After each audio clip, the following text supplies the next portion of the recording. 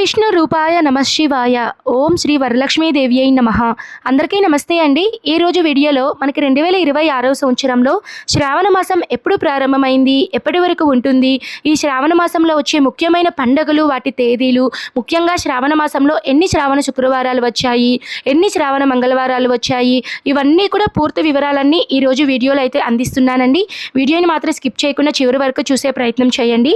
అన్ని మాసాలకు ఒక్కొక్క ప్రత్యేకత ఉన్నట్టు శ్రావణ మాసానికి కూడా ఎన్నో విశేషమైనటువంటి ప్రత్యేకతలు అయితే ఉన్నాయండి. విష్ణుమూర్తి జన్మ నక్షత్రం శ్రవణ నక్షత్రంలో ఈ శ్రావణ మాసం అయితే ఉంటుంది. ఈ మాసంలో స్త్రీలందరూ కూడా తమ సౌభాగ్యం కోసం వరలక్ష్మి వ్రతాన్ని ఆచరిస్తూ ఉంటారు. నెలలో ఎక్కువగా విష్ణుమూర్తిని, లక్ష్మీదేవిని ఆరాధించడం వలన తప్పకుండా ఆ లక్ష్మీనారాయణల అనుగ్రహం అనేది కలుగుతుంది అని నమ్మకం అండి. ఈ మాసంలో ఎన్నో విశేషమైనటువంటి పర్వదినాలు అయితే రానున్నాయి.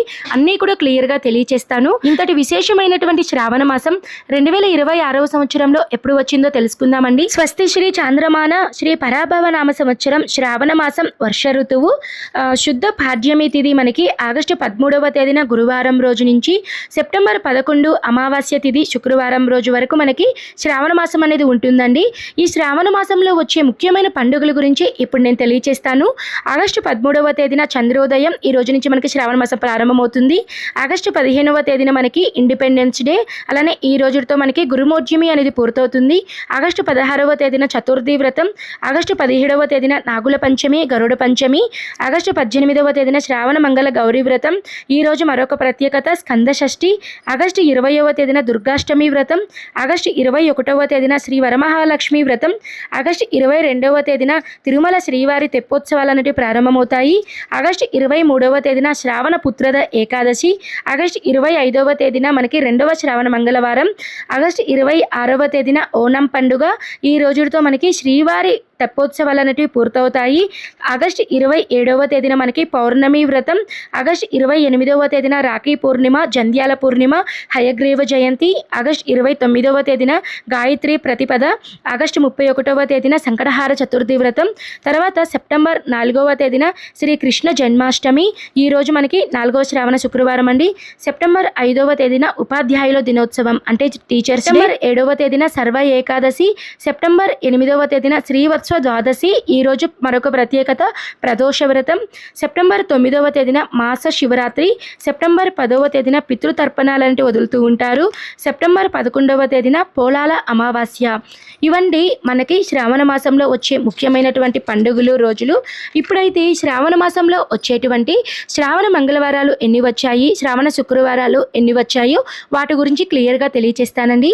2026 సంవత్సరంలో మనకి మొదటగా శ్రావణ మంగళవారాలు ఎన్ని వచ్చాయో తెలియచేస్తాను. ఆగస్టు మొదటి శ్రావణ మంగళవారం ఆగస్టు 18వ తేదీన షష్ఠీ తిథి చిత్తా నక్షత్రం, రెండవ శ్రావణ మంగళవారం ఆగస్టు 25వ తేదీన త్రయోదశి తిథి, ఈరోజు పూర్తిగా ఉంటుంది. ఈ రోజు నక్షత్రం ఉత్తరాషాఢ నక్షత్రం.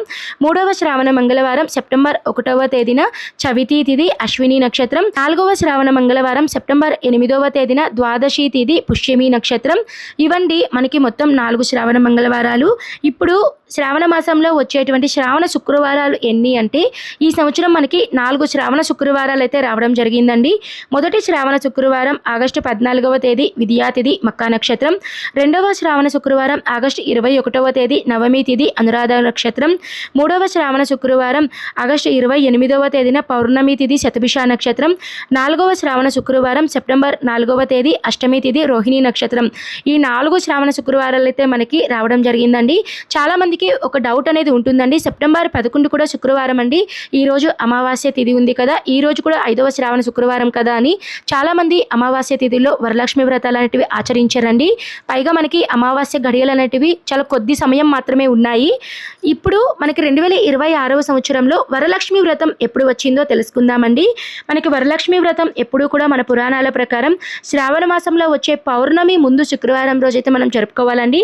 ఆ ప్రకారం మనకి పౌర్ణమి వచ్చేసి ఆగస్టు 28వ తేదీ అయితే వచ్చింది. ముందు శుక్రవారం అంటే మనకి 21వ తేదీ నవమి తిథి అనురాధ నక్షత్రం అయితే మనకి రావడం జరిగిందండి.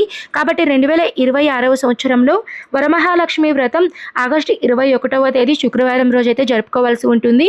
రానున్నటువంటి వీడియోస్లో వరలక్ష్మి వ్రతం ఎలా ఆచరించాలి, వాయనం తోరం ఎలా కట్టాలి, పూర్తి వివరాలన్నీ కూడా నేను అన్ని వీడియోస్ మన ఛానల్లో అప్డేట్ చేస్తాను. తప్పకుండా మన వీడియోస్ని లైక్ చేస్తూ సబ్స్క్రైబ్ చేసుకోండి. పెట్టే వీడియోస్ అన్నీ కూడా నోటిఫికేషన్ రూపంలో వస్తూ ఉంటాయి. మరో మంచి వీడియోతో మీ ముందైతే ఉంటాను. సర్వే జనః సుఖినో భవంతు. స్వస్తి.